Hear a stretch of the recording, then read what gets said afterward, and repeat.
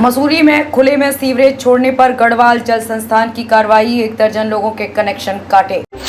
पर्यटन सीजन में सीवरेज समस्या से परेशान मसूरी निवासी, गढ़वाल जल संस्थान की कार्रवाई का विरोध। सीवरेज परियोजना की असफलता पर जनता नाराज, गढ़वाल जल संस्थान पर उठाए सवाल। मसूरी गढ़वाल जल संस्थान ने खुले में सीवरेज छोड़ने और सिविल लाइन पर किचन का सॉलिड वेस्ट डालने वालों के खिलाफ कार्रवाई शुरू की है। शनिवार को करीब 1 दर्जन लोगों के पानी और सीवरेज कनेक्शन काट दिए गए हैं, जिससे लोगों ने विरोध किया।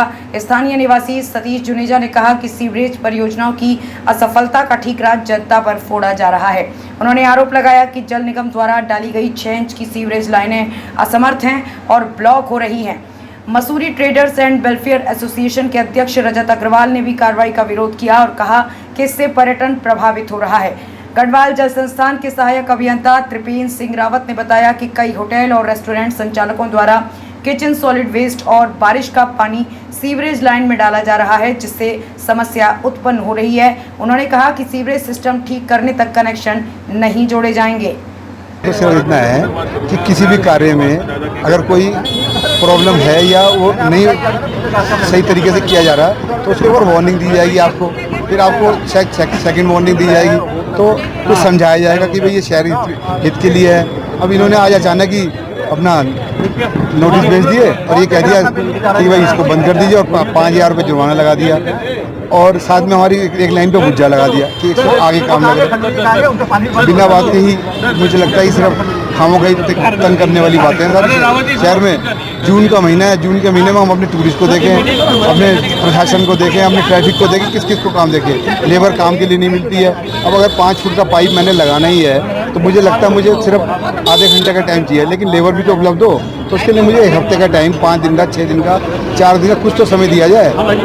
कितने काम ऐसे होते हैं जो आप अर्जेंट बेस पर नहीं कर सकते हो। तो मेरा कहना यही है कि भाई इसके लिए समझ लिया जाना चाहिए हमारे। इस बात में कोई झूठ नहीं है कि जल संस्थान द्वारा जागरूकता अभियान नहीं चलाए गए, लेकिन आज का जो अभियान है, जिस प्रकार से दुकानदारों में, रेस्टोरेंट स्वामियों को और होटल संचालकों को जिस प्रकार से बुज्जा मार के लाइनें बंद कर दी गई, ये गलत है।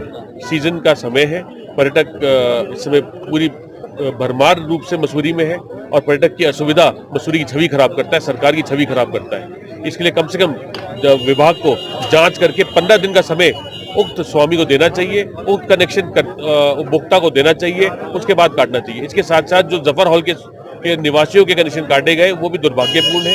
उसमें एक हमारे राज्य अधिकारी जोयल साहब भी हैं। मैं निवेदन करूंगा जल संस्थान के उच्च अधिकारियों से कि कम से कम 15 दिन का समय एक उपभोक्ता को दे, जिससे कि वो अपनी खामियों को पूरा कर सके और जल संस्थान के नियम अनुसार कार्य कर सके। सबसे बड़ी बात यह कि सीवर परियोजना का जो एक मापदंड था वो कहीं ना कहीं अधूरा दिखता है। साथ साथ एक मास्टर प्लान के अंतर्गत सीवर योजना का एक प्लान होना चाहिए था, जो जल संस्थान पे उपलब्ध होना चाहिए था, जिससे कि जल संस्थान उस प्लान के हिसाब से जहां लाइन बंद होती है, जहां चौक होती है, उस लाइन को खोल दे, उस लाइन को सुधार कर सके, उस उपभोक्ता को परेशानी से बचा सके।